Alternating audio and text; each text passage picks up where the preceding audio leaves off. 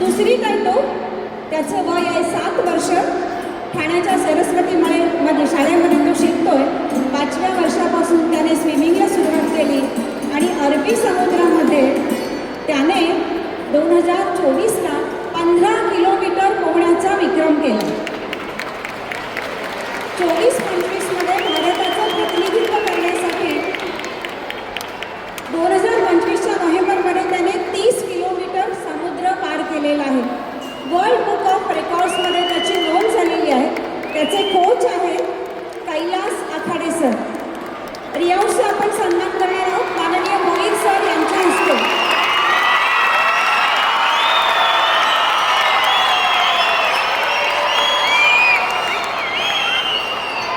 शाबास मुलांनो, तुम्ही याचं इतकं कौतुक केलं. छोटा आहे ना खूप. 30 किलोमीटर पोहणं अवघड आहे ना. आणि समुद्रात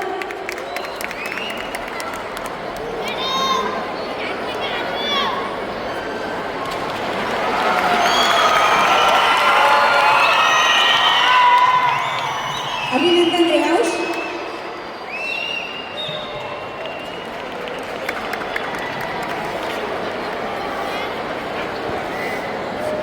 दुसरी आपली सत्कारमूर्ती आहे आयुषी प्रवीणा कैलास आखाडे. वय वर्ष 14. ती 9वीमध्ये शिकतीये. इंटरनॅशनल स्विमिंगमध्ये तिनं पण यश मिळवलंय. इंग्लंड ते फ्रान्स 46 किलोमीटर इंग्लिश खाडी पोहण्याचा विक्रम तिने केलेला आहे. तिचे कोच तिचे बाबाच आहे कैलास आखाडे सर. तिचाही आपण सन्मान करूया. आणि आता ती स्वित्झर्लंडला झुरिचमध्ये पुन्हा जाणार आहे स्विमिंगसाठी. तिला शुभेच्छा देऊया. तिचा सन्मान करण्यासाठी मी बोलावत आहे योगेश सामंत सर यांना.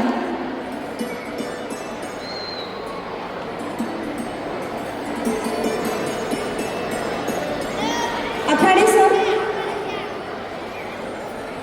तिचे बाबा तिचे कोच आहेत. या सन्मानाच्या प्रसंगी तिच्यासोबत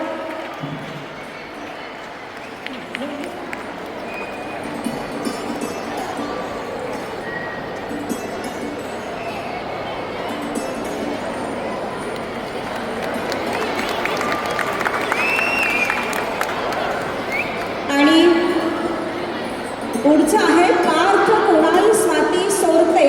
कल्याणचा मुलगा हा 2रीमध्ये शिकतोय आणि त्याने 17 किलोमीटर समुद्री अंतर अटल सेतू ते गेटवे ऑफ इंडिया 2 तास 18 मिनिटात पूर्ण केले.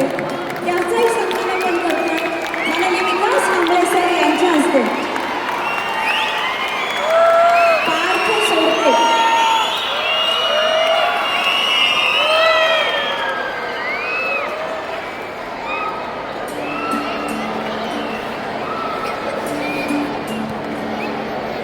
अभिनंदन पार्थ.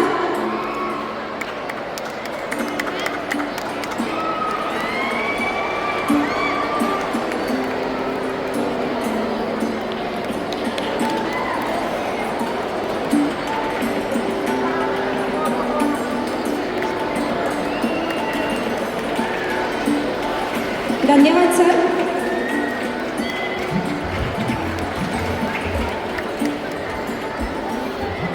मुलांना तुमचा उत्स्फूर्त प्रतिसाद हा खरोखर कौतुक करण्यासारखा होता. तुमच्याच वयाच्या छोट्या मुलांचा सन्मान करताना तुम्हाला झालेला आनंद, तुम्ही दिलेल्या टाळ्या, तुमचा उत्साह पाहून खूप बरं वाटलं. याच आनंदात आणि उत्साहात खेळामध्ये असंच मोठं होण्यासाठी, खेळाचं आपल्या जीवनातलं महत्त्व समजावून घेण्यासाठी आज हे सारे मान्यवर आपल्याला या ठिकाणी लाभलेले आहेत. त्यांना आपण ऐकणार आहोत, लक्षात ठेवणार आहोत आणि त्यांनी सांगितल्याप्रमाणे वागण्याचा प्रयत्नसुद्धा आपण करणार आहोत. या सगळ्याच मान्यवरांना मी पहिला प्रश्न हा विचारणार आहे की मुलांच्या किंवा माणसाच्या जीवनात खेळाचं महत्त्व काय. मी अनुक्रमे प्रत्येकाला या विषयावर आपापलं मत आपापल्या खेळाच्या अनुषंगाने मांडण्याची विनंती करते. सर्वप्रथम माननीय साळवी सर. ठीक आहे, आपण पूर्वापासून सुरुवात करूया. पूर्वा योग क्रीडापटू आहे, आंतरराष्ट्रीय लेवलची.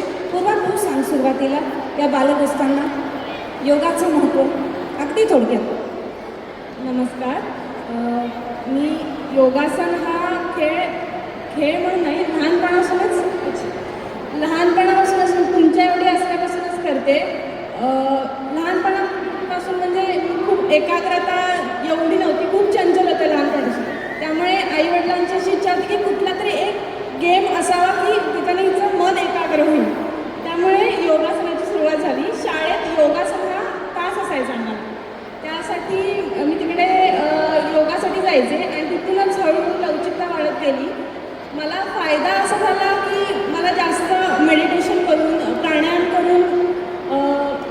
एकाग्रता वाढली.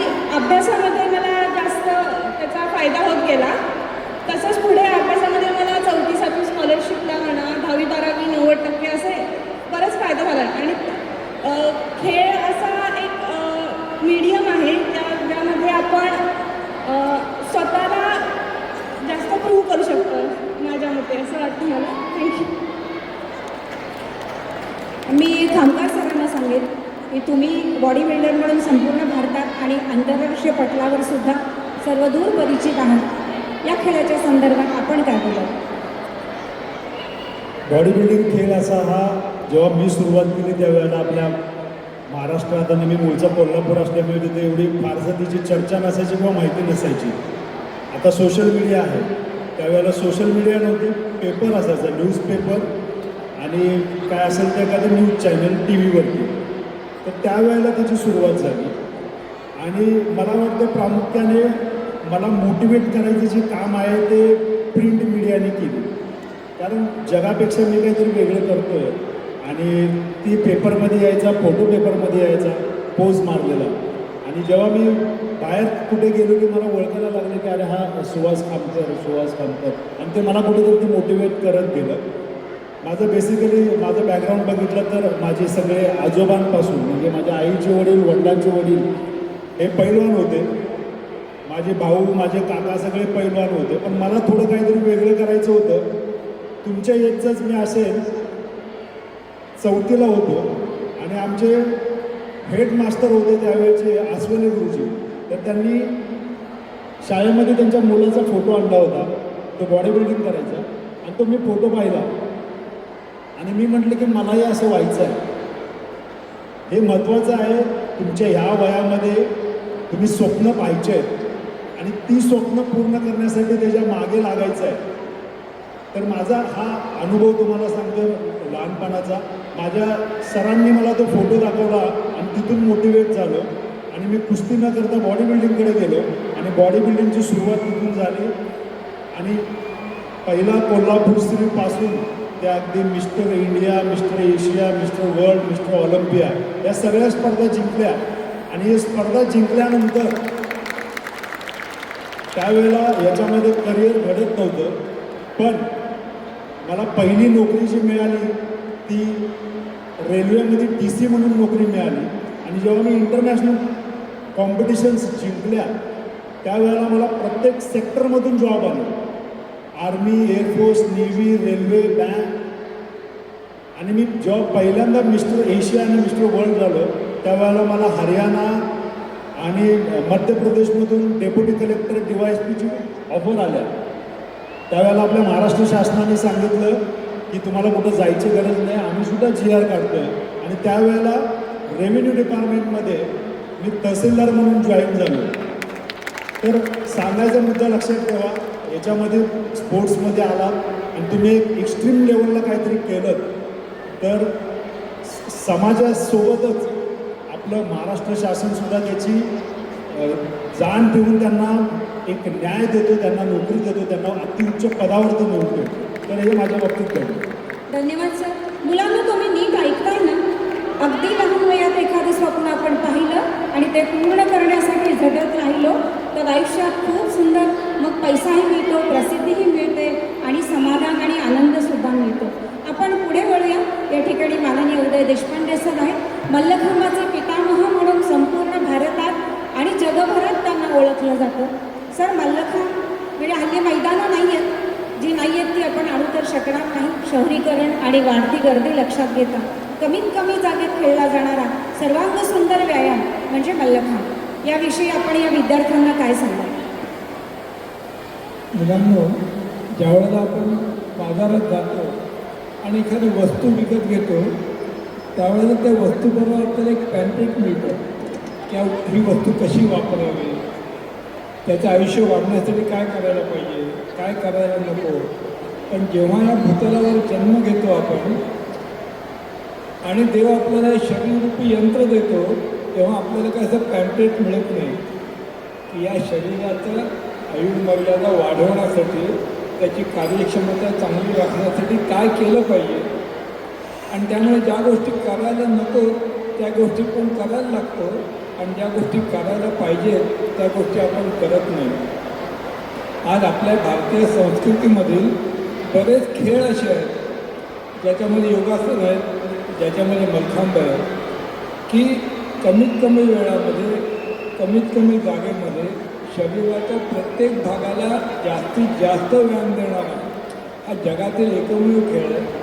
आणि केवळ हातापायाच्या बाह्यस्नायूच नव्हे तर पचनसंस्था, श्वसनसंस्था, हृदयाभिसरण संस्था आदी अंतर्गत संस्थांनासुद्धा तो जास्तीत जास्त व्यायाम देतो आणि शरीराची रोगप्रतिकारक क्षमता वाढवतो. डिसीज रेझिस्टन्स पॉवर, आपली इम्युनिटी वाढते आणि त्यामुळे करोनासारख्या वैश्विक महामारीमध्ये सुद्धा आपल्याला कुठलाही त्रास होत नाही. त्याचप्रमाणे आपल्या शालेय जीवनामध्ये ज्या गोष्टी आवश्यक आहेत, मनाची एकाग्रता आहे, आपण ज्याला कॉन्सन्ट्रेशन म्हणतो, किंवा मेमरी स्मरणशक्ती आहे, ग्रास्पिंग आहे, आकलनशक्ती आणि कॉन्फिडन्स आत्मविश्वास, या सगळ्या गोष्टी मलखांबामुळे वाढवल्या जातात. आणि त्यामुळे आपल्या भारतामध्ये, आपल्या महाराष्ट्रामध्ये अगदी प्रत्येक शाळेमध्ये मलखांबाचं प्रशिक्षण द्यायला पाहिजे. प्रत्येक मुलांनी आणि मुलींनी लहान वयातच मलखांबाचं प्रशिक्षण घ्यायला पाहिजे असं मला वाटतं. मल्लखांब काय आहे आणि तो कसा आहे? तुमच्या हातात मोबाईल असतो ना मुलांना, पाहत जा जरा तो खेळसुद्धा, आणि मग पाहता पाहता आवड निर्माण होतेच. आपण पुढे वळूया. या ठिकाणी माननीय सुनंदन लेले सर आहेत. क्रीडा पत्रकारितेतलं एक मानाचं काम गाजलेलं नाव आणि 3 पिढ्याचा क्रिकेटचा संपूर्ण इतिहास. लेले सर म्हणजे क्रिकेटचं ग्रंथालय असं म्हटलं तर ते चुकीचं होणार नाही. सर आपल्या दिलखुलास व्यक्तिमत्वाप्रमाणे दिलखुलास गप्पा मारत मारत या मुलांना जरा खेळाविषयी सांगा. खूप जणांना वाटतं की मी पत्रकार पहिल्यापासून आहे. तसं नाही, पहिल्यांदा मी खेळाडू होतो आणि मग पत्रकार झालो आहे. त्यामुळे पहिलं प्रेम हे खेळावरती आहे. शाळेत असल्यापासून लंगडी, खो खो, मल्लखांब या सगळ्या गोष्टी भरपूर खेळलो आणि नंतर क्रिकेटची आवड लागली. क्रिकेटची आवड लागली म्हणजे म्हणण्यापेक्षा इतकं ते वेळ वाढत गेलं की नंतर महाराष्ट्राच्या अंडर-19, अंडर-22 संघाकडनं सुद्धा मी खेळलो. आणि त्याचा परिणाम असा झाला की विद्यार्थी दशेमध्ये सर्वात गोष्ट कुठली जाणवते तर घरच्यांकडनं अभ्यासाचं प्रेशर असतं आणि परीक्षेचं दडपण हे प्रत्येक विद्यार्थ्याला असतं. जे विद्यार्थी कुठलाही खेळ खेळतात, मी म्हणतो खेळ कुठला खेळतो याला महत्त्व नाही, कुठला तरी खेळ खेळतो याला जास्त महत्त्व आहे. आणि कुठल्याही खेळात जरी तुम्ही प्रावीण्य मिळवलं तरी त्याचे सगळे मिळून फायदे हे शेवटी एका ठिकाणी येऊन मिळतात. कारण शरीराची तंदुरुस्ती, मनाची तंदुरुस्ती त्याच्याबरोबर येते. आणि जे सरांनी मगाशी ओझरतेपणाने सांगितलं, परंतु त्याला महत्त्व इतकं आहे की एकाग्रता असू दे, जी अभ्यासामध्ये आपल्याला उपयोगाला येते, यश आणि अपयश पचवणे हे अभ्यासामध्ये येतं. आणि सर्वात मला जी दडपणाची गोष्ट सांगावीशी वाटते ती अशी आहे की परीक्षेचं दडपण खेळाडूला येत नाही. कारण खेळाच्या दुनियेमध्ये जी अनिश्चितता आहे की तुम्ही सर्वोत्तम कामगिरी करायचा प्रयत्न करूनही तुम्हाला अव्वल क्रमांक मिळेल का किंवा तुमच्या हातामध्ये विजय लागेल की नाही या हातात सांगता येत नाही. परंतु अभ्यासाचं तसं नाही आहे. अभ्यास केला की म्हणजे फर्स्ट क्लास हा मिळतोच. त्यामुळे जो खेळाडू मन लावून खेळ खेळतो तो म्हणतो मला इकडं कन्फर्म नाही आहे यश मिळणं, परंतु अभ्यास सोपा आहे की अभ्यास केला की त्याचं यश नक्की मिळतं. याच्यामुळे माझे विद्यार्थी दशेपासून डोळे उघडले आणि अभ्यासही सहज केला. बरेचसे पालकसुद्धा इथे आहेत. खूप जण म्हणतात स्पर्धा खूप वाढली आहे, मुलांना खेळायला पाठवायला वेळ नाही आहे. माझं म्हणणं असं आहे, पालकांना सांगणं असं आहे, विद्यार्थ्यांना सांगणं असं आहे की जे तुम्ही खेळ खेळाल त्याचा डायरेक्ट चांगला परिणाम हा अभ्यासामध्ये बघायला मिळणार आहे. त्यामुळे खेळाचं महत्त्व एक कणही कमी करू नका, एवढीच माझी नम्र विनंती आहे. अभ्यास आणि खेळ या दोन्हीची सांगड आपल्याला घालता आली पाहिजे हे पालकांनी आणि विद्यार्थ्यांनी सुद्धा लक्षात ठेवण्यासारखं. आपण पुढे वळूया. माननीय विजय साळवी सर या ठिकाणी आहेत. ABP माझा रोज बघतो ना आपण यांना, त्यांच्याकडूनही आपण ऐकूया त्या क्रीडा पत्रकारितेमध्ये खूप वर्ष 3 दशकांहून अधिक काळ काम करतात. नुकतंच राजरत्न या मानाच्या पुरस्काराने सरांना सन्मानित करण्यात आलं. सरांचं आपण अभिनंदनही करूया आणि त्यांच्या तोंडूनही आपण खेळाविषयी, खेळ आणि विद्यार्थी जीवन याविषयी ऐकूया. उदय देशपांडे सरांनी आपल्याला शारीरिक तंदुरुस्तीविषयी सांगितलं. माझा मित्र सुनंदननं आपल्याला सांगितलं की मानसिकदृष्ट्या तुम्ही कुठलाही खेळ खेळा, तुम्ही मानसिकदृष्ट्या कशा पद्धतीने सक्षम होता. मी त्याच्या पुढे जाऊन सांगणार आहे. आत्ताच आपण संत साहित्यावरचा परिसंवाद ऐकला. आपण ज्ञानेश्वर महाराजांचा, तुकाराम महाराजांचा गजर केला. ही संतांची भूमी आहे, तशीच ही वीरांची भूमी देखील आहे आणि ते वीर खेळांच्या मैदानातले वीर म्हणून देखील ओळखले जातात. आणि म्हणूनच 2011 सालचा विश्वचषक जिंकून देणारा सचिन तेंडुलकरची ही भूमी आहे. 2024 सालचा T20 विश्वचषक जिंकून देणाऱ्या रोहित शर्माची ही भूमी आहे. 2025-26चा T20चा विश्वचषक जिंकून देणारा सूर्यकुमार यादवची ही भूमी आहे. 72 वर्षांनी या देशाला महाराष्ट्राकडून ऑलिम्पिक पदकाची भेट देणाऱ्या स्वप्नील कुसाळेची ही भूमी आहे. म्हणूनच या भूमीला आपण पहिल्यांदा वंदन करूया आणि मग सांगतो की या सगळ्यामध्ये आज इथे जर हजारे मुलं उपस्थित असतील तर त्यांच्यामध्ये सगळ्यात कुठून कोण दिसत असेल तर ती पूर्वा किनरे, सुहास खामकर, माझ्या समोर ज्यांचा सत्कार झाला तो रेहान खामकर, आयुष आखाडे आणि पार्थ सोरते. काय आहे याचं कारण ही माणसं खेळ खेळली आणि खेळली म्हणून शारीरिकदृष्ट्या, मानसिकदृष्ट्या त्यांचा विकास तर झालाच, पण एक व्यक्ती म्हणून आणि त्यांचं व्यक्तिमत्व देखील उत्तम झालं. आणि आज आपल्या सगळ्या हजारो लोकांमध्ये, उद्या येणाऱ्या लाखो लोकांमध्ये एक वेगळं व्यक्तिमत्व म्हणून जेव्हा ते व्यासपीठावर आली ना मंडळी, तेव्हाच तुमचे हात टाळ्यांसाठी जोडले गेले. आणि म्हणूनच स्वतःचं व्यक्तिमत्व जर लाखो लोकांमध्ये उठून दिसायचं असेल, उद्याचा सचिन तेंडुलकर, उद्याचा रोहित शर्मा, उद्याचा स्वप्नील कुसाळे, मग त्या क्षेत्र कुठलंही असो, ते खेळ असलंच पाहिजे असं नाही, पण त्याची सुरुवात, त्याचा पाया हा खेळांमधून रचला जातो. आणि म्हणूनच या अवस्थेत जेव्हा तुम्ही आज बाल अवस्थेत आहात तेव्हाच खेळाला सुरुवात करा, जेणेकरून उद्याचा येणारा काळ हा तुमचा असेल आणि तुम्ही तुमच्या काळातले एक यशस्वी शिलेदार असेल. धन्यवाद. खूप छान सर. आता सरांनी उल्लेख केला ना मुलांना, एक गोष्ट सांगू, आता आपण आयुषीचा सन्मान केला. जेव्हा ती इंग्लंडची खाडी पोहायला गेली त्यावेळेला तिच्या पायाला जखम झाली आणि 11 टाके पडले, पण तरीसुद्धा तिने आपला प्रयत्न सोडला नाही, जिद्द सोडली नाही आणि यशस्वीरित्या आपलं जलतरण पूर्ण केलं. ही जिद्द, ही चिकाटी, हा आत्मविश्वास खेळामुळे आपल्यामध्ये येतो. आपण छोट्या छोट्या गोष्टींमुळे खूप नाराज होतो ना. अगदी मगाशी मी पाहिलं, खाऊचा पुडा मला मिळाला नाही म्हणून एक जण इरमुसला झाला, तोपर्यंत आलाच त्याचा खाऊचा पुडा. छोट्या छोट्या गोष्टींनी आपण नाराज होतो. म्हणून आपण या सगळ्या मोठ्या माणसांच्याकडून ऐकूया की आपल्या आयुष्यात, आपल्या बालजीवनात अपयश आलं कुठेही केव्हाही, तर त्याला आपण सामोरं कसं जायचं. मी लेले सरांपासून सुरुवात करेन. अपयशाला सामोरं जाण्याचे धैर्य आणि मानसिकता या मुलांमध्ये कशा पद्धतीने आपल्याला वाढवता येईल. उपदेश देण्यापेक्षा आत्ताच T20 वर्ल्ड कप संपला आणि त्याचा स्पर्धेचा मानकरी जो ठरला तो संजू सॅमसनचीच कहाणी मी तुमच्यासमोर सादर करेन. सगळ्यांनी वर्ल्ड कप बघितला मुलांना, मुलींना, आणि संजू सॅमसनचा खेळ आनंदाने एन्जॉय केला. त्या संजू सॅमसनचीच कहाणी काय बघा की विश्वचषक चालू व्हायच्या अगोदरपासून त्याला काही केल्या सूर गवसत नव्हता. तो पहिला चॉईसचा विकेटकीपर होता, बॅट्समन होता, परंतु त्याच्या खराब कामगिरीमुळे त्याला संघाच्या म्हणजे 11 जणांच्या संघातनं बाहेर ठेवायची वेळ आली. परंतु संघ व्यवस्थापन, कप्तान, प्रशिक्षक यांना कळत होतं की संजू सॅमसनमध्ये जबरदस्त गुणवत्ता आहे.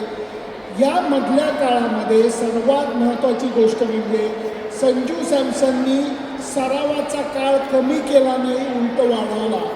एकाग्रता कमी केली नाही, वाढवली. आहारावरचं नियंत्रण अजून मजबूत केलं. झोप नीट यावी म्हणून वेगळे प्रयत्न केले आणि व्यायामशाळेत जाऊन व्यायामसुद्धा केला. थोडक्यात क्रिकेटच्या खेळाची आराधना करणं त्यांनी एक क्षणही थांबवलं नाही. आणि त्याला जेव्हा ही अडचण वाढत गेली आणि तो भारतीय संघात परत आला, त्याच्यानंतरही त्याला पहिल्यांदा अपयश आलं, तेव्हा त्यांनी सचिन तेंडुलकरशी बातचीत केली आणि सचिनने त्याला फार मजेदार गोष्ट सांगितली. तो म्हणला, तुला दडपण कशाचं येतं? तो म्हणला, दडपण 2 गोष्टींचं येतं आहे की मी माझी संघातली जागा परत कायम कशी ठेवू. सचिन म्हणला, तू संघातल्या जागेसाठी खेळू नको, तू भारतीय संघाला विश्वविजेता बनवण्यासाठी खेळ. हे म्हणल्याने त्याचा दृष्टिकोन बदलला. आणि दुसरी गोष्ट, तो म्हणला, दडपण कशाचं येतं आहे? तो म्हणला, मला सातत्याने अपयश येतं आहे. सचिन त्याला म्हणाला, तुला अपयश येत असलं तर इनफॅक्ट तुला खुश व्हायला पाहिजे. तो म्हणला, सर तुम्ही काय बोलताय, मला सातत्याने अपयश येतं आणि तुम्ही म्हणता तुम्ही खुश व्हायला पाहिजे. तो म्हणला, अरे वेड्या माझ्या मित्रा, अपयशानंतर 100% यश येतं, फक्त त्याच्याकरता 4 पावलं जास्त चालायला लागतं. तू माझ्यावरती विश्वास ठेव, यश पुढच्या कोपऱ्यावरती तुझी वाट बघतंय, फक्त हार न मानता ती 4 पावलं चाल. आणि नंतर शेवटच्या 3 सामन्यामध्ये संजू सॅमसननी काय केलं आपल्या सगळ्यांना माहिती आहे. त्यांनी भारताला सामने जिंकून दिले, विश्वविजेता बनण्यासाठी मदत केली आणि मॅन ऑफ द टुर्नामेंटसुद्धा बनला. त्यामुळे अपयशाकडे पाहायची दृष्टिकोन आहे ती बदलली तर यशाचा मार्ग कसा मिळू शकतो याचं संजू सॅमसन एक मोठं मॅडम उदाहरण आहे. धन्यवाद सर. या ठिकाणी उदय देशपांडे सर आहेत, मल्लखांबाचे पितामह. मुलांना नीट ऐका, जगभरातल्या 52 देशामध्ये सर गेले आणि त्यांनी तिथल्या मुलांना प्रात्यक्षिक दाखवलं मल्लखांबाचं आणि प्रशिक्षण दिलं. मराठी भाषेचा आपण गुणगान गातोय, आपण मराठी आहोत. आपल्याला गौरव वाटेल अशी गोष्ट म्हणजे या सर्व देशांमध्ये त्यांनी मल्लखांब शिकवताना ज्या सूचना असतात, लांब उडी, बाणेगुरुजी पकड, असे अनेक शब्द असतात, ते सगळे मराठीमध्येच सर्व देशातल्या मुलांना शिकवले आणि तसेच बोलायला लावले. ही खूप आनंदाची, अभिमानाची गोष्ट आहे. सरांच्या तोंडून आपण त्याविषयी थोडंसं ऐकूया. जेव्हा 2004 साली पहिल्यांदा मी जर्मनीला मल्लखांबाचा प्रशिक्षण वर्ग घेतला, त्यावेळेला 8 दिवसामध्ये 50 मुलांनी मल्लखांबाचं प्रशिक्षण घेतलं आणि शेवटच्या दिवशी ते जे काही शिकले त्याची प्रात्यक्षिकं त्यांनी करून दाखवली. 45 मिनिटाची प्रात्यक्षिक आणि 15 मिनिटं प्रश्नोत्तर असा कार्यक्रम होता. त्या प्रश्नोत्तरांमध्ये एक डॉक्टर जॉर्ज लेशनर यांनी विचारलं, मिस्टर देशपांडे तुम्ही एवढं लांबून मुंबईहून आम्हाला म्युनिकमध्ये मल्लखांब शिकवायला आलात, पण तुम्हाला कल्पना आहे ना, आम्ही जर्मन लोक की खेळामध्ये खूप अग्रेसर आहोत, आम्ही जर थोडंसं मल्लखांबाकडे लक्ष दिलं तर तुम्हाला मागे टाकून आम्ही पुढे निघून जाऊ. म्हटलं सर, फक्त स्पर्धात्मक दृष्टीने विचार केला तर कदाचित आपलं म्हणणं शक्य होईल, पण आज तुमच्यासारख्या विकसित देशांमध्ये आणि आमच्या भारतासारख्या विकसनशील देशांमध्ये काही सामायिक समस्या आहेत. मुलं खूप अभ्यास करतात पण त्यांना परीक्षेत हवे तेवढे गुण मिळत नाहीत, किंवा हवे तेवढे गुण मिळाले तर ज्या अभ्यासक्रमाला त्यांना प्रवेश पाहिजे असतो त्या अभ्यासक्रमाला प्रवेश मिळत नाही, किंवा शिक्षण पूर्ण झालं तरी मनासारखी नोकरी मिळत नाही आणि मग ते मनाने खचून जातात, हताश होतात आणि मग धूम्रपान, मद्यपान आणि मादक द्रव्यांच्या आहारी जातात. मल्लखांब हा तुम्हाला केवळ शारीरिक दृष्टीने कणखर बनवतो असं नव्हे, तो मानसिक दृष्टीने सुद्धा कणखर बनवतो. आणि त्याचप्रमाणे सध्याच्या मुलांच्या जीवनशैलीकडे बघितलं तर लहानपणापासूनच त्यांच्या हातात मोबाईल आलेले असतात, मग पुढे लॅपटॉप, कॉम्प्युटर्स आणि मग ते मैदानावरती जाणंच विसरलेले असतात आणि मग ऐन 30-35मध्ये पाठदुखी, कंबरदुखी, मानदुखी विकार चालू होतात. मल्लखांब हा केवळ बाकीच्या अवयवांना व्यायाम देतो असं नव्हे, तर पाठीचा कणा जो आरोग्याची गुरुकिल्ली मानलं जातं, त्या पाठीच्या कणाला सर्वाधिक चलनवलन मल्लखांबामध्ये होतं आणि त्यामुळे पाठीचा कणा जर चांगला राहिला तर तुमचं आरोग्य चांगलं राखलं जातं. आणि हा संदेश, हे ज्ञान जे भारताकडे आहे ते तुमच्याकडे पोहोचवण्यासाठी आम्ही आलेलो आहोत आणि हे त्यांना एवढं आवडलं की पुढच्या 16 वर्षामध्ये दरवर्षी ऑगस्ट सप्टेंबरमध्ये त्यांनी जर्मनीमध्ये मलखांबाची शिबिरं लावली. प्रत्येक वर्षी 2-2 शिबिरं व्हायची. प्रत्येक शिबिरात 50-50 मुलं मलखांब शिकायची. म्हणजे एका वर्षी 100 जर्मन मुलं मलखांब शिकत होती. 16 वर्षामध्ये 1600 जर्मन मुलांनी मलखांब शिकला. यामुळे आपल्याला हे लक्षात आलं पाहिजे की मलखांबाच्या सरावामुळे आपल्याला जे आवश्यक आहे पुढे जाण्यासाठी, वेगवेगळ्या खेळांना लागणाऱ्या मूलभूत शारीरिक कुवती वाढवण्यासाठी या सगळ्याचा फायदा मलखांबामुळे होतो. आणि हे लहान मुलांनी जर लहानपणापासून केलं तर त्यांना पुढच्या आयुष्यामध्ये सुद्धा खूप फायदा होतो. धन्यवाद सर. मी खामकर सरांना प्रश्न विचारते. मुलांना तुमच्या सगळ्यांच्या वतीनं की सगळ्यांना आपल्याला तेलकट खायला आवडतं ना, वडे, समोसे, चिप्स हे खूप खातो ना आपण, मॅगी, नूडल्स, पिझ्झा, पास्ता. पण आपल्या उद्याच्या सुंदर आयुष्यासाठी, आपल्या तनामनाच्या आरोग्यासाठी आपण काय खायला हवं हे समजून घ्यायला हवं, ऐकायला हवं आणि तसं आचरणात सुद्धा आणायला हवं. खामकर सरांना मी विनंती करते की बॉडी बिल्डिंगमध्ये सगळ्यात जास्त महत्त्व हे तुमच्या डाएटला असतं. त्यांच्या एका मुलाखतीत मी ऐकलं आहे की 3 दिवस ते पाणी प्यायले नव्हते. त्यांचा परफॉर्मन्स होता तेव्हाच ते शरीराचे स्नायू हव्या त्या प्रमाणात फुटतात. 3 दिवस पाण्याविना राहणं फार फार कठोर तपश्चर्या या त्यांच्या खेळामागं आहे. त्याबद्दल आपण त्यांच्याकडून ऐकूया.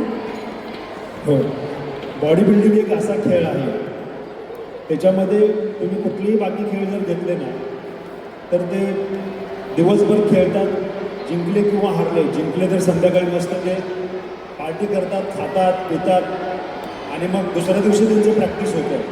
पण आमची बॉडी बिल्डिंग एक असा खेळ आहे, कॉम्पिटिशन जर झाली संध्याकाळी तू जिंकू दे किंवा हरू दे, त्याला पुढच्या कॉम्पिटिशनची जर तयारी करायची आहे तर त्याला जाऊन घरी त्याला उकडलेलं किंवा रोस्ट केलेलं खायचं आहे. आता ते उकडलेलं किंवा रोस्ट का खायचं तर त्याच्याबरोबर जो मसाला आणि तेल जे येतं ना त्याच्यामुळे आपल्या बॉडीमध्ये फॅट वाढतं आणि जेव्हा फॅट वाढलं ना तर त्या मसलचा जो डिस्प्ले आहे, जो मसलची क्लिअरिटी आहे, तुम्ही बॉडी बिल्डिंगचे फोटो पाहिले असतील, त्याच्यामध्ये त्या वेन्स दिसतात, छोटे छोटे फायबर्स दिसतात मसलचे, ते दिसणं बंद होतं. तर त्याच्यासाठी स्ट्रिक्ट डाईट करावं लागतं. तर आता मी काय केलं वेगळं याच्याबद्दल मी तुम्हाला सांगतो. आता मगाशी सरांनी सांगितलं की आपल्याला एखादी जर स्पर्धा हारली तर आपण खचून जातो आणि पुढच्या स्पर्धेची तयारी करायची असेल तर काय केलं पाहिजे. तर मी काय करायचो, आता आमचे बॉडी बिल्डर पण काही आहेत असे की स्पर्धा झाली की संध्याकाळी खायचं आणि मग दुसऱ्या दिवशीपासून तयारी करायची. पण मी काय केलं माझ्या ह्याच्यामध्ये, हिस्ट्री आपल्याला करायची आहे, जगापेक्षा वेगळं काहीतरी करायचं आहे. तर जे सगळे करतायत ना त्यांच्यापेक्षा वेगळं तुम्हाला काहीतरी करावं लागेल. तर मी जवळजवळ 10 वर्ष, माझे जे महत्त्वाचे 10 वर्ष होते त्या 10 वर्षात मी कधीही दिवाळी केली नाही, कुठलाही सण साजरा केला नाही. कारण आपले सण जर बघितलं तर सगळं तळलेलं आणि या सगळ्या गोष्टी असतात. तर त्या 10 वर्षात मी 10 वेळा मिस्टर इंडिया झालो, 8 वेळा मिस्टर महाराष्ट्र झालो.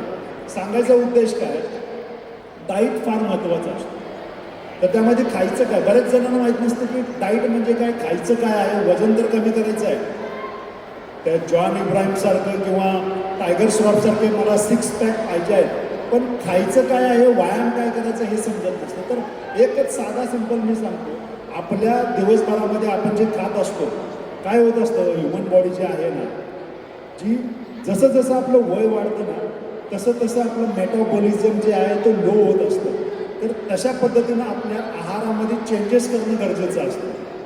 आपण काय करतो, अगदी लहान असल्यापासून जे सकाळी नाश्ता, दुपारचं जेवण, रात्रीचं जेवण, संध्याकाळचं काहीतरी, ते जे रुटीन आहे ना ते अगदी आपण म्हातारे झालो तरी ते आपलं रुटीन चालू असतं. तर ते तसं नाही, तुमच्या एजप्रमाणे ते रुटीन चेंज केलं पाहिजे. एक वयाची 25 ते 30 पर्यंत जेव्हा लोक येतात त्यावेळेला तो आपला डाईट चेंज करायचा असतो. त्यामध्ये काय खायचं तर तळलेलं, तेलकट, तुपट, आता मीठसुद्धा आहे ते फार कमी प्रमाणात, मसाला नसावा, मोस्टली थोडंसं बॉईल्ड आणि ह्या पद्धतीचं असेल तर फार चांगल्या पद्धतीनं होऊ शकतं. तर आपली जे आता ही जी लहान मुलं आहेत यांना काय पाहिजे, आपला जर डाएट बघितलं तर नुसते कार्बोहायड्रेट्स त्याच्यामध्ये खूप जास्त आहेत आणि त्याच्यामुळं काय होतं, प्रोटीनची मात्रा कमी होऊन आपला मसल जेवढ्या पद्धतीने डेव्हलप व्हायला पाहिजे तेवढा डेव्हलप होत नाही. तर आपल्याला काय केलं पाहिजे, जर लहान मुलं आहेत ना ते दिवसभरामध्ये जर 4 वेळा जर खात आहेत तर त्या आहारामध्ये थोडे कार्बोहायड्रेट्स आणि प्रोटीन. आता कार्बोहायड्रेट्स म्हणजे काय, तर थोडासा भात आणि प्रोटीन म्हणजे काय, तर त्याच्यामध्ये डाळ आली किंवा चिकन आलं, फिश आलं, स्प्राउट्स आले, कडधान्य असतात ती, ते एका मीलमध्ये घ्यायचं. दुसऱ्या मीलमध्ये पण तसंच. असे दिवसभरातले जर 4 जर आपले मील असतील तर प्रोटीन आणि कार्बोहायड्रेट त्यांना चांगल्या पद्धतीनं जाईल. आणि त्याचबरोबर जे सिजनेबल फ्रूट असतात, जे आता आपण उन्हाळ्यामध्ये गेलो की आंबे येतात, त्याच्यापुढे थोडे गेलो की सीताफळे येतात, वेगवेगळ्या पद्धतीचे, तर ते आपण खाल्ले पाहिजे. फ्रूट्स हे आपल्या दिवसभरामध्ये असलं पाहिजे. आणि शक्यतो आपण जे बर्गर, पिझ्झा, हे जे बाहेरचे जे काही गोष्टी आहेत त्या अवॉइड करा. आणि प्रिझर्वेटिव्ह म्हणजे आता जर आपण बिस्किटसुद्धा जरी खायला गेलो त्याच्यामध्ये असे काही प्रकार आहेत त्याच्यामध्ये ते घातले जातात, त्याच्यामुळे खूप सारे रोग आणि प्रॉब्लेम्स येऊ शकतात. तर आपल्या आहारामधून साखर, तेल, मीठ, मसाला, साखर तर काढून टाकले तरी चालेल. आम्ही माझ्या घरामध्ये गूळ वापरतो. मी मूळचा कोल्हापूरचा असल्यामुळे शेती आमच्या तिकडे आहे. बिना केमिकलचा गूळ जो आहे तो आता बऱ्याच मार्केटमध्ये सुद्धा मिळत असतो. तर तो यूज केला तर मला वाटतं बऱ्याच रोगापासून आपली सुटका होऊ शकते. आणि जसं सांगितलं ना, दिवसभरामध्ये 4 मील आहेत, त्यामध्ये प्रोटीन आणि कार्बोहायड्रेट्स असले पाहिजे. खूप छान. लक्षात राहिलं का बाळांनो? गोड कमी खायचं आहे, तेलकट कमी खायचं आहे, लक्षात ठेवणार ना? पूर्वा, तू कोकणच्या मातीत लहानाची मोठी झाली आहेस. तुझा रिदमिक आणि आर्टिस्टिक योगा पाहताना अगदी लोक वन्समोर देतात तुला. एखादी वेल वाऱ्यावर हलते ना, तसं लवचिक सौंदर्य तिचा योगा पाहताना त्याचा अनुभव आपल्याला येतो.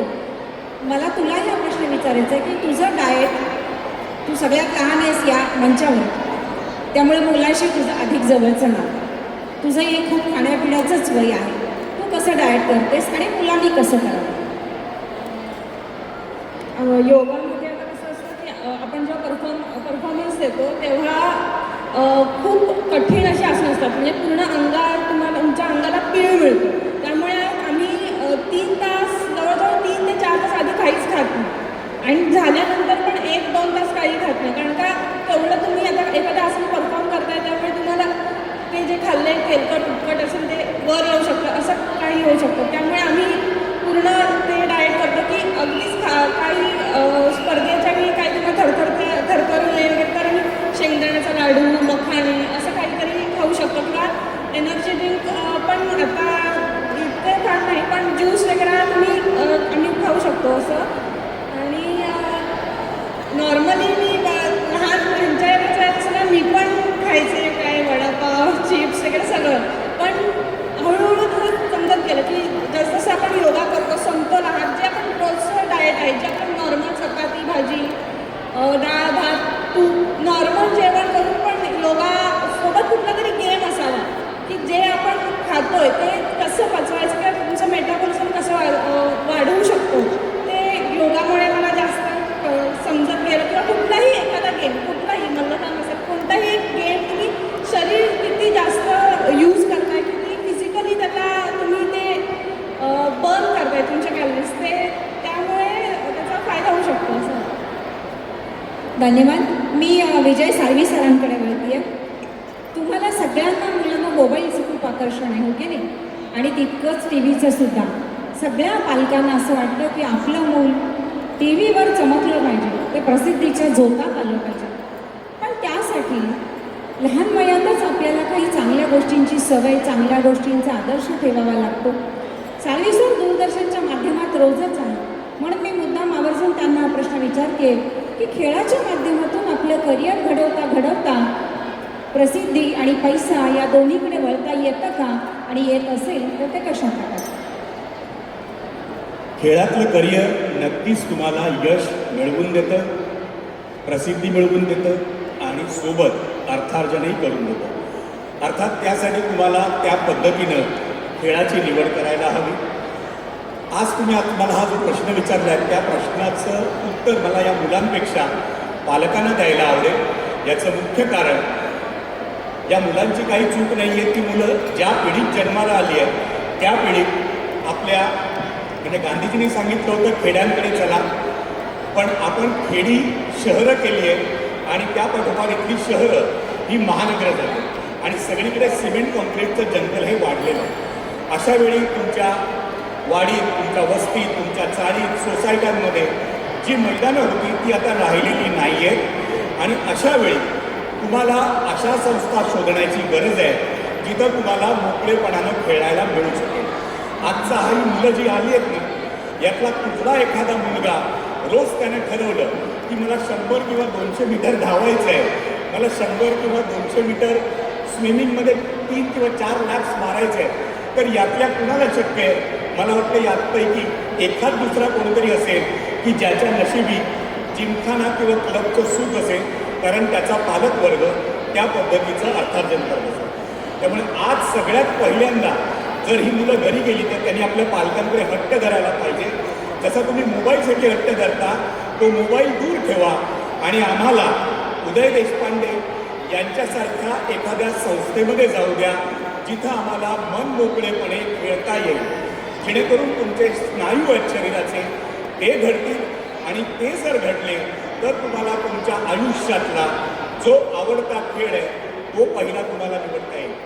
मला असं वाटतं प्रत्येकाला क्रिकेट आवडत असतं, पण क्रिकेटची पहिली निवड करण्याआधी तुम्ही ॲथलेटिक्स करून बघा, तुम्ही जलतरण पोहून बघा, तुम्ही हॉकी, फुटबॉल हे छोट्याचे खेळ जे आहेत ना हे तुम्हाला छोट्या मैदानांमध्ये देखील खेळता येऊ शकतात. अशा पद्धतीचे खेळ जर ते खेळले तर या मुलांचा कल किंवा त्यांची शारीरिक क्षमता कोणत्या पद्धतीची आहे ही त्यांच्या पालकांना कळू शकेल, त्या मुलांना देखील कळेल आणि त्यानंतर त्यांना गांभीर्यानं किंवा सिरियसली एखाद्या खेळात करिअरच्या दृष्टीनं वळता येऊ शकतं. धन्यवाद सर. लेले सरांना मी विनंती करते, इथे सगळे मुलं क्रिकेट आवडणारी अशीच आहे. क्रिकेटला आपल्याकडे क्रिकेट अगदी भारतीयांचा श्वास आहे. खरं तर इतरही अनेक खेळ आहेत तेही तितकेच महत्त्वाचे आहे, पण आपल्याकडे जनमानसामध्ये क्रिकेटची फार क्रेज आहे.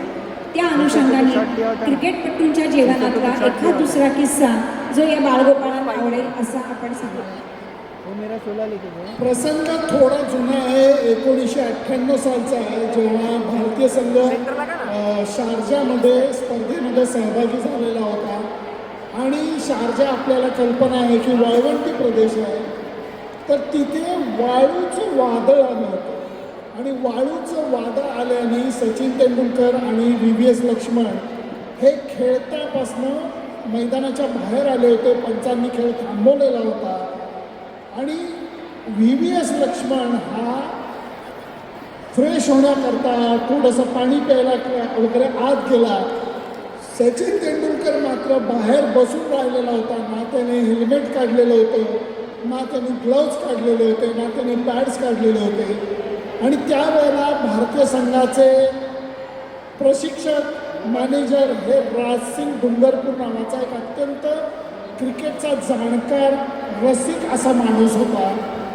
ते सचिन तेंडुलकरकडे गेले आणि त्यांनी सांगितलं की क्रिकेटचा एक महत्त्वाचा नियम मी सांगतो की जर का वाळूच्या वादळाने खेळपट्टीवरती वाळू आलेली असेल तर तुम्ही पंचांना सांगून ती झाडून घेऊ शकता. तर सचिनने नुसतं असं त्यांच्याकडे बघितलं, केलं आणि थोड्या वेळाने वादळ थांबलं. पंच आत गेले, फिल्डिंग साईड आत गेली आणि राजसिंग डुंगरपुरांनी स्वतःने मला किस्सा सांगितला होता.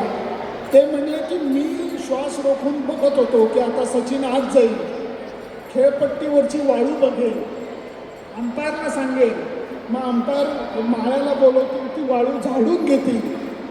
सचिन गेला.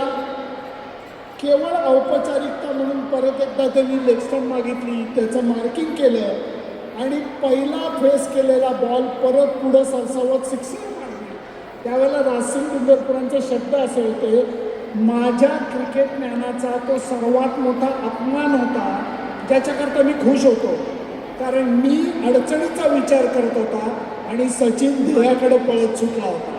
मला एवढंच म्हणायचं आहे, आयुष्यामध्ये खूप अडचणी येतात, त्याच्याकडे न बघता ध्येयाकडे नजर ठेवून जर का प्रवास केला तर यश नक्की मिळतं.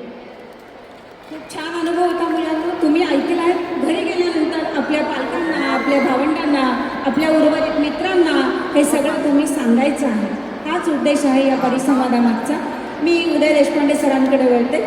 सर, हल्ली अगदी आम्ही सगळी मोठी माणसं आणि मुलंसुद्धा एक शब्द नेहमी आमच्या तोंडी असतो, वेळच नाही. हो ना मुलांना? काही असलं की वेळच नाही. शाळा आहे, क्लास आहे, हे आहे, ते आहे, 1 मिनिट वेळ नाही. पण तुम्ही मात्र आयुष्यभर वेळेचं नियोजन केलं आहे.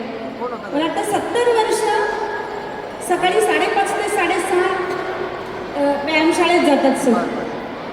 तर आम्हाला जरा सांगा की कसं वेळेचं नियोजन करायचं आणि कसा हा वेळ काढायचा आणि त्यात सातत्य कसं ठेवायचं. खूप छान प्रश्न विचारला आहे. मी थोडंसं माझ्या अनुभवाबद्दल सांगतो, ज्याच्यानं तुम्हाला याची कल्पना येईल. मी शाळेत असताना 7 वाजताची माझी शाळा होती, लोकमान्य विद्यामंदिर माहीम. पण मी सकाळी 5:30 ते 6:30 शिवाजी पार्कला समर्थ व्यायाम मंदिरमध्ये जात होतो आणि घरी येऊन आंघोळ करून पहिल्या बेलच्या आत मी शाळेत जात होतो. शाळा संपल्यानंतर 11वी झाली, मॅट्रिक, आणि आम्ही रुईया कॉलेजला ॲडमिशन मिळाली. तिकडे सकाळी 8चं प्रॅक्टिकल असायचं. तेव्हा सुद्धा सकाळी आधी व्यायामशाळेतनं डायरेक्ट कॉलेजमध्ये प्रॅक्टिकलला जायचं, मग घरी येऊन ब्रेकफास्ट जेवण करून लेक्चरला जायचं, संध्याकाळी परत कॉलेज सुटल्यावर व्यायामशाळा, रात्री घरी.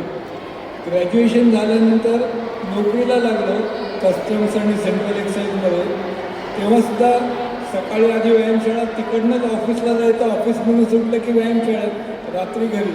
अगदी माझ्या लग्नाच्या दिवशीसुद्धा आधी व्यायामशाळेत गेलो आणि मग लग्नाला जाऊन बोलायला होतो. हे आपल्याला काही करायचं असलं तर आपल्याला त्याच्यावरती मार्ग नक्की काढता येतो आणि त्यावेळेला आपल्याला त्रास होत असेल, त्याचे परिणाम दिसत नसतील, तर कालांतराने त्याचे परिणाम आपल्याला दिसायला लागतात की आता मला काय फायदा झाला. मी आभार मानतो की हा प्रश्न माझा विचारून सांगण्याची संधी दिली त्याबद्दल. नाही, मी अनेक वेळा सरांना ऐकलं आहे, सरांविषयी वाचलं आहे आणि नितांत आदर वाटला. इतकं सातत्य अगदी लहान वयापासून आता या वयातसुद्धा हे करणं सोपं नाही मुलांना. यासाठी खूप खूप मनातली जिद्द लागते, मनाची एकाग्रता लागते. अशा मोठ्या माणसांकडून हे सारं आपण शिकावं, म्हणूनच या सगळ्यांना आपण आज या ठिकाणी बोलवले, हे तुम्हीही लक्षात ठेवा. मी खामकर सरांकडे वळेन. सर, तुम्ही देश विदेशात अनेक ठिकाणी गेलात बॉडी बिल्डिंगसाठी. एक प्रश्न जो मुलांच्या मनात सुद्धा असणार आहे, कधी वाईट अनुभव आला का हो? आणि आला तर त्याला सामोरं कसं जायचं? एखादी जिद्द जेव्हा मनात असते ना, तर त्यावेळेला समोर जे काही येत असतं त्याला पार करून पुढे जायचं असतं. आणि मी माझ्या बॉडी बिल्डिंगमध्ये मला कोणाला हरवायचं आहे म्हणून मी ती कॉम्पिटिशन खेळत नव्हतो. मला जिंकायचं होतं, मला काहीतरी हिस्ट्री करायची होती आणि मी ती करत गेलो. आणि मला वाटतं काय माहिती आहे काय, तुम्हीसुद्धा तुमच्या लाईफमध्ये जी काही टार्गेट्स असतील ना, ते अचीव करण्यासाठी तुम्ही धावा. पुन्हा ती एखादी व्यक्ती किंवा एखादा कोण समोरचा व्यक्ती आहे त्याला हरवण्यासाठी म्हणून नाही, तर तुम्ही जिंकण्यासाठी म्हणून जेव्हा कराल ना, तर त्या ठिकाणी मग समोर कोणीही येऊ दे, तुम्ही सहज त्याला पार करून पुढे जाऊन अगदी अटके पार तुम्ही झेंडा लावू शकता आणि हिस्ट्री बनवू शकता. तेच मी माझ्या लाईफमध्ये केलं. महाराष्ट्रश्री जेव्हा मी पहिल्यांदा व्हायला चाललो होतो, तर मी कोल्हापूरमधून एक छोट्याशा गावातून असल्यामुळे खेळामध्ये प्रत्येक ठिकाणी थोडं बहुत असतं. पण मला फार म्हणजे ती महाराष्ट्रश्री मला घेण्यासाठी मी मिस्टर इंडिया झालो पहिला आणि नंतर महाराष्ट्रश्री झालो. म्हणजे विचार करण्यासारखी गोष्ट आहे. तर ती महाराष्ट्रश्री जरी होती ना, म्हणजे बघा, मी 10 वेळा मिस्टर इंडिया आहे सलग, पण मी मिस्टर महाराष्ट्र 8 वेळा, म्हणजे विचार करण्यासारखी गोष्ट आहे. तर तेच जेव्हा मी महाराष्ट्रश्रीला जायचो तर काही लोकांचे त्यांचे आवडते खेळाडू होते, तर त्यांना ते द्यायचा प्रयत्न करायचे. आणि मी जेव्हा जायचो ना, मी एखाद्या स्पर्धेला जायचो आणि मी त्या स्पर्धेला गेल्यानंतर ती स्पर्धा मला दिली नाही जायची, मी खचून नाही जायचो. मी आणखीन डब्बल उमेदीने, डब्बल पॉवरने मी त्या स्पर्धेची तयारी करायची. आपल्या मनामध्ये अशी आग लागली पाहिजे ना, आपण जेव्हा ते एखादं आपल्याला अपयश आल्यानंतर की त्याच्या 4 पटीने तुम्ही आणखीन काम केलं पाहिजे, तेव्हा ते हिस्ट्री होत असते, तेव्हा ते तुम्ही अचीव करू शकत असता. मी जेव्हा कॉम्पिटिशनला जायचं, जेव्हा पार्सलिटी व्हायची, तेव्हा मला बरेच जण म्हणायचे, अरे तुला काय असं वाटत नाही काय, सोडून दे हा खेळ. मी म्हटलं मी सोडून देण्यासाठी याच्यामध्ये आलेलो नाही, मला जिंकायचं. मी एकदा, दोनदा, तीनदा, कितीतरी वेळा, आणि मग एक दिवस असा आला की त्यांना काहीच करता आलं नाही आणि मग मला त्यांना ते द्यावंच लागलं. आणि मग नंतर एकदा, दोनदा, तीनदा, 8 वेळा महाराष्ट्र श्रीचं जे रेकॉर्ड होतं ते 3 वेळचं होतं. ते माझं रेकॉर्ड तोडत मी 4 वेळा, 5 वेळा, 6 वेळा, 7 वेळा, 8 वेळा, आणि ते असं एक करून टाकलं ना की आता कुठेही गेलो याने 8 वेळा मिस्टर महाराष्ट्र श्री जिंकला. तर हे जे आहे ना, हे समाधानकारक. आपल्या लाईफमध्ये सुद्धा असंच आहे, लक्षात ठेवा. वाईट लोक भेटत असतात, म्हणजे तुमच्या आजूबाजूला सगळ्या पद्धतीचे लोक असतात. फक्त आपल्याला काय घ्यायचं आहे आणि काय नाही हे समजलं पाहिजे. वाईट गोष्ट असते ना, ती सगळ्यात पहिल्यांदा आवडते प्रत्येकाला. तो मानवाचा गुणधर्म आहे. म्हणजे वाईट असते ना ती पहिला आवडते, पण चांगली असते ती उशिरा आवडते. तर ती चांगली गोष्ट काय आहे ते तुम्हाला पहिला समजलं पाहिजे. आपल्या आजूबाजूचा जो सर्कल आहे तो चांगला असला पाहिजे. आणि सर्वात महत्त्वाचं, आपण कायम पॉझिटिव्ह असलं पाहिजे. एखादी गोष्ट जर आपण विचार करतो तर पॉझिटिव्हली विचार केला पाहिजे. माझ्या बाबतीत मी सांगतो, म्हणजे आत्ता तर या महाराष्ट्र शासनाला खरोखर थँक्यू म्हटलं पाहिजे, कारण एवढे मोठे लोक या ठिकाणी येऊन तुम्हाला मार्गदर्शन करतात. पण मी जेव्हा लहान होतो ना, मला सांगायला कोणी नव्हतं. माझे आईवडील पण ते फार शिकलेले नाही आहेत. पण मी त्यावेळेला काय करायचं, जेव्हा मी बॉडी बिल्डिंगला सुरुवात केली, कोल्हापूर स्त्री, त्यावेळेला मी छोटा होतो, तर मला ते कोल्हापूर स्त्री जिंकायचं होतं. तर आमचं एक 10 बाय 10चं छोटं झोपडं होतं, अगदी 4 फुटाचंच त्या घरात, असं वाकून जायला लागायचं. तर त्या चौकटीतून आत जायचं असायचं ना, तिथं मी असं लिहून ठेवलं, कोल्हापूर श्री कडुली, आणि मी ते दररोज जाताना बघायचो. आणि कोल्हापूरमध्ये आमच्या बिभूषण पाटील सरांची व्यायामशाळा आहे, तिथून सुद्धा आत जाताना तिथं मी लिहून ठेवलं मग कोल्हापूर श्री. आणि मी दररोज येता जाता ते बघायचो, कारण मी माझ्या टार्गेटपासून दूर नाही गेलो पाहिजे, मी फोकस्ड असलो पाहिजे असं मला वाटायचं. ते माझं मी करायचो, मला कोण सांगायचं नाही. आणि नंतर मी ते कोल्हापूर श्री जिंकलं की ते पुसायचो, त्याच्या पुढच्या स्पर्धेचं नाव मी लिहायचं. हे असं फार काळ चालत चाललं. मी शाळेला असल्यापासून तर सुरुवात केलेली, ते कॉलेजला गेलो, सुरुवात झाली. आणि मी अजूनसुद्धा मला जर काय हवं आहे ना, तर मी माझ्या बेडच्या इथे मी जेव्हा झोपतोय तर माझ्यासमोर मी काही गोष्टी लिहून ठेवलेल्या आहेत. मी त्याला बघतो आणि मग झोपतो. सकाळी उठल्यानंतर पुन्हा बघतो, मी त्याच्यावर थोडा विचार करतो. हे जे तुम्ही करताय ना, हे आता काही वर्षांपूर्वी एक पुस्तक वाचलं, कुठलं तरी एक पुस्तक होतं, त्याचं नाव नाही आठवत आहे. तर त्या पुस्तकामध्ये हे सगळं दिलं होतं आणि हे मी लहानपणी करायचो. तर खरोखर तुम्ही सुद्धा आहे ना, तुमच्या आजूबाजूला पॉझिटिव्ह राहा. तुमची जी काही ध्येय आहेत, स्वप्न आहेत, ती तुमची झोपता तिथे समोर दिसले पाहिजे असेल तुम्ही बघा. आणि मग दररोज त्याच्यावरती तुम्ही पॉझिटिव्हली विचार करत राहा, त्याच्याबद्दल विचार करत राहा. तुमच्या आयुष्यामध्ये एक ना एक दिवस ते खरं होतं. हे मी स्वतः आजमावलेलं आहे, मी केलेलं आहे. आणि जोपर्यंत तुम्ही स्वतः पॉझिटिव्ह जर नाही आहात तोपर्यंत ते अचीव होणार नाही. मी आता इव्हन माझ्या आजूबाजूला कोण निगेटिव्ह लोक जरी मला असे दिसले ना किंवा असले तरी मी त्यांच्यापासून लांब जातो. कारण जेव्हा आपण त्या लोकांच्यामध्ये राहतो तेव्हा आपण तशा पद्धतीने होऊ शकतो. आणि मी जेव्हा मुंबईत पहिल्यांदा आलो तेव्हा मला राहायला घर नव्हतं. तर इथे माटुंग्याला लाल बहादूर शास्त्री व्यायामशाळा म्हणून आहे, मी त्या तालमीत राहायचो. आणि तिथे सगळे ते कुस्तीचे पैलवान होते.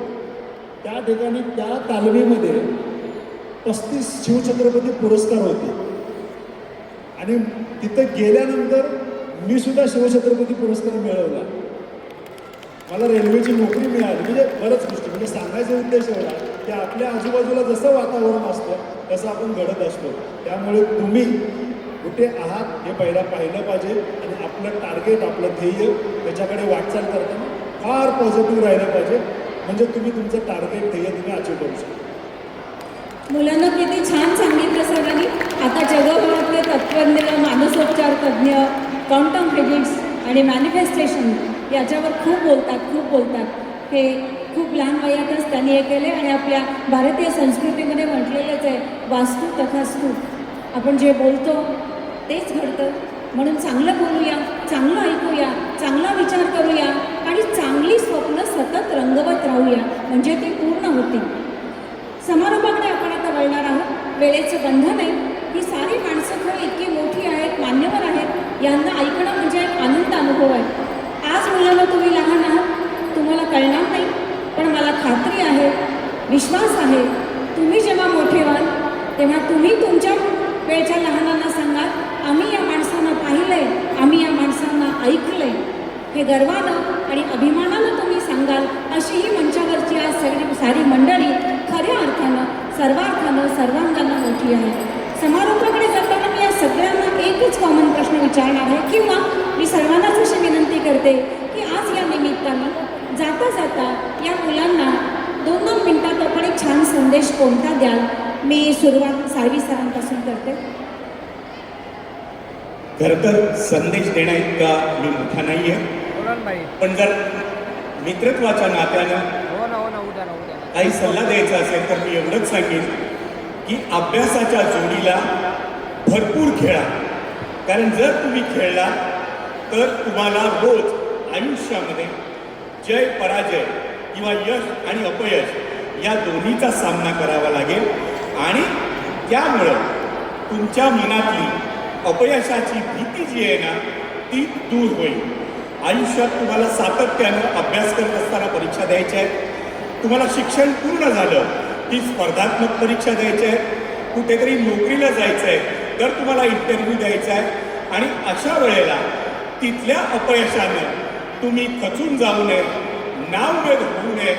म्हणून जर तुम्हाला उत्तम व्यक्तिमत्वाची, आत्मविश्वासाची जोड लावायला हवी असेल तर आज या वयापासूनच तुम्ही एक निर्धार करायला हवा की जाऊ दे तो मोबाईल, मला मैदानात उतरायचं आहे आणि मला भरपूर खेळायचं आहे. जर तुम्ही खेळला, हरला तर त्या हरण्यातून तुम्ही उद्याची काहीतरी एक शिकवण घेऊन घरी जात असता आणि ती शिकवण सगळ्यात महत्त्वाची आहे ती म्हणजे तुमच्या आयुष्यातून अपयशाची भीती ही निघून जाते आणि खेळ तुम्हाला पुढे जाण्याची एक प्रेरणा सातत्यानं देत असतो. धन्यवाद सर. खरे सर, खूप सुंदर संदेश तुम्ही दिला. उद्याची सुंदर पिढी आपल्यासमोर आहे किंवा आज आपल्यासमोर असणारं हे कोवळं राष्ट्र आहे. उद्या तुम्हीच या देशाचे आधारस्तंभ आणि उत्तम भावी नागरिक असणार आहात. या दृष्टीनं आपण लेले सरांच्या तोंडूनही काही ऐकूया. माझा संदेश एकदम सोपा आहे. कुठलाही खेळ खेळा, बंधन नाही. फक्त तो खेळ भरपूर रोज खेळून अंगाला घाम फुटला पाहिजे. तो जर का रोज खेळ खेळून अंगाला घाम फुटला तर परीक्षेच्या भीतीचा घाम तुम्हाला आयुष्यभर कधीच फुटणार नाही. लक्षात ठेवा मुलांनो, मातीचं आपलं नातं कधीही विसरायचं नाही. रोज घाम येईल इतकं खेळलं पाहिजे. लक्षात ठेवा हा. माती, माणूस, मेहनत यावर आपला विश्वास अखंड असला पाहिजे. मी पुढे वळते देशपांडे सरांकडे. मी माझ्या एका छोट्याशा कवितेमध्ये तुम्हाला थोडक्यात कल्पना देतो. ऐरे गैरे काही म्हणून माझ्या मनात शंका नाही, देवा शपथ खरं सांगतो मलखांबाला पर्याय नाही. ताप आहे, सर्दी आहे, डोकेदुखी, मळमळ आहे, मन काही स्थिर नाही, शरीर सगळं दुखतं आहे.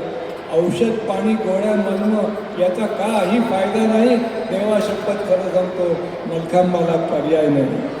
सुदृढ बाहू, दंड बळकट, मांड्या नाही पोट आहे, रुंद छाती, सिंहकटी, प्रमाणबद्ध शरीर आहे. काडी पैलवान, पाप्याचं पितर, देह दुर्दशा बघवत नाही, देवा शपथ खरं सांगतो मलखांबाला पर्याय नाही. दस्तूर खुद्द महाराष्ट्राची अस्सल मराठी कला आहे. वेळ, खर्च, जागा कमी, फायदा मात्र अमाप आहे. मोठं मैदान तर सोडूनच द्या, फार कपड्यांचीही गरज नाही, देवा शपथ खरं सांगतो मलखांबाला पर्याय नाही. तेव्हा सगळ्यांनी मलखांबाकडे वळावं. मलखांबच नव्हे, कोणताही खेळ आपण घ्यावा आणि त्याच्यामध्ये मनापासून मेहनत करावी आणि जास्तीत जास्त त्या खेळामध्ये वरच्या दर्जाला जाण्याचा प्रयत्न करावा, म्हणजे आपल्याला यश हमखास मिळेल, अशी माझ्या मनापासून तुम्हाला सूचना आहे, आशीर्वाद आहे. धन्यवाद. खूप सुंदर कविता होती. देवाशपथ लक्षात ठेवा, खेळाशिवाय पर्याय नाही. जर तुम्ही इतके उत्तम खेळाडू आहात पण त्याचबरोबर एक संवेदनशील कवी आहात, तेव्हा या कविमानाची ओळखसुद्धा या निमित्तानं झाली. फार छान वाटलं. कामकर सर, आपण काय म्हणाल?